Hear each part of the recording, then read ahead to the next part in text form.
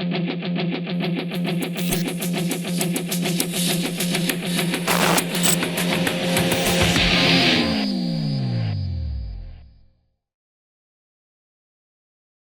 Clinton. I have an 11-month-old colt who started cribbing about 7 months ago.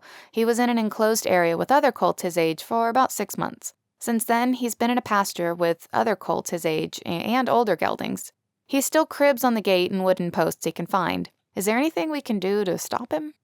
Off the top of my head, no. You really can't. You can do things to discourage it. You can put those cribbing collars on them. You can paint the wood, with disgusting tasting things to make them not taste it, not want to chew on wood. But once they start cribbing, it's really a habit that stays with them their whole lives. But let me give you some good news. I don't really give a fuck if they crib.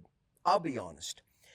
Cribbing has got a reputation of being this really bad fucking problem that horses do. So if you don't know, cribbing is where horses grab a hold of wood. Typically it's wood, but they'll grab a hold of a piece of metal or something and they'll kind of like they suck in air down their lungs and they'll kind of open their mouth and arch their neck and they'll suck in.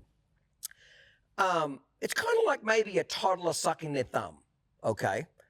It's just something they do to comfort themselves. I've read different studies where they think that it gives them like a high when they do it. That's why they like doing it, because it kind of gives them like a mental high.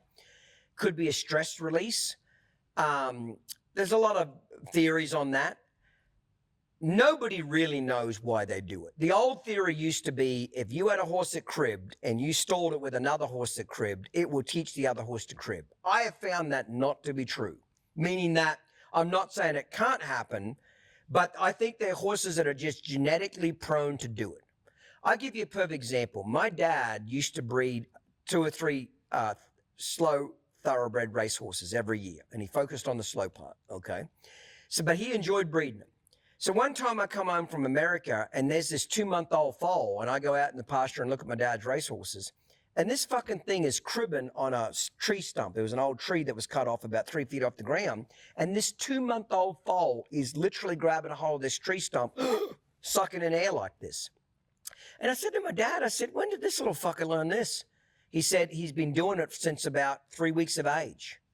And I said, is there any other horse in the pasture that cribs? Does his mother crib? Nope. Any other horse in the pasture that cribs? No. There was like 3 other brood mares and 2 other foals. Is any horse in this pasture crib? No. Where did that foal learn to do that? The answer is we don't know.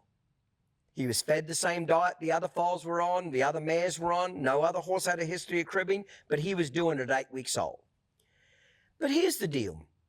I've never found it to be such a problem that it really bothered me at all. Cribbing more so bothers people than what it does horses. I've never even seen a horse that was such an extreme case that it stayed there for hours and cribbed and lost a bunch of weight. Maybe if they were really excessive at it, it might wear their front teeth down some if they were grabbing a hold of something hard. Usually they try to grab a hold of something softer like wood. But maybe if it wore their teeth down, it might be a problem. But in my 28 years of doing this professionally, being all over the world doing this, don't you think it's odd that I've never seen one horse that cribbed to the extreme that it was unhealthy for them? Like, the horse lost a bunch of weight because he wouldn't eat. Usually they'll come crib for 10, 15 minutes and then they'll wander off and eat and shit and walk around the pasture, and then they'll come back 2 hours later and crib again. Okay? Most of the time I've found cribbing bothers owners way more than what it does horses.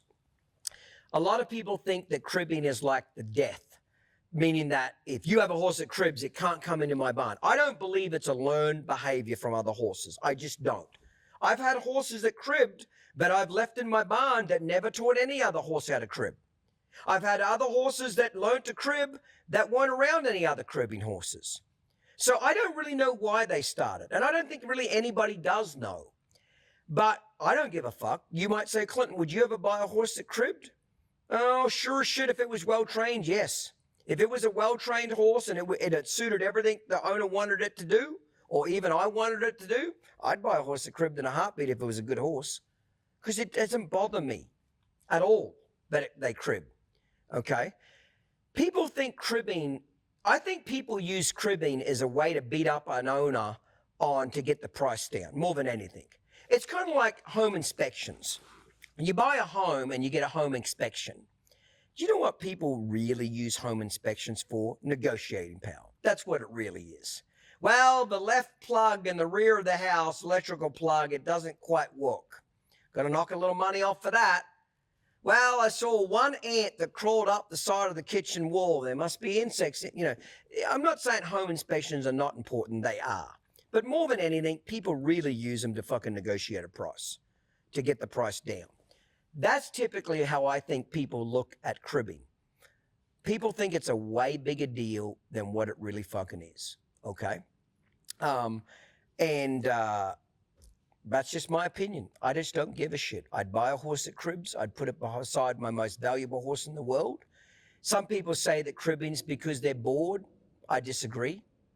A lot of horses crib out in a pasture. That foal had 40 acres to run around on. All the grass and hay and grain it could eat, and you know what I'm saying. Had lots of shit to do, other foals to play with, but he's sitting over there cribbing a couple of times a day on a 3-foot post. Okay?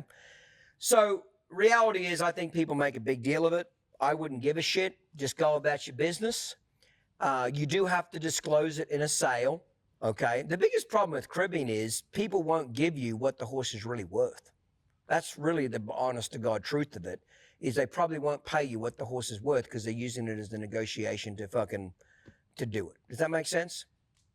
I hope that helped you.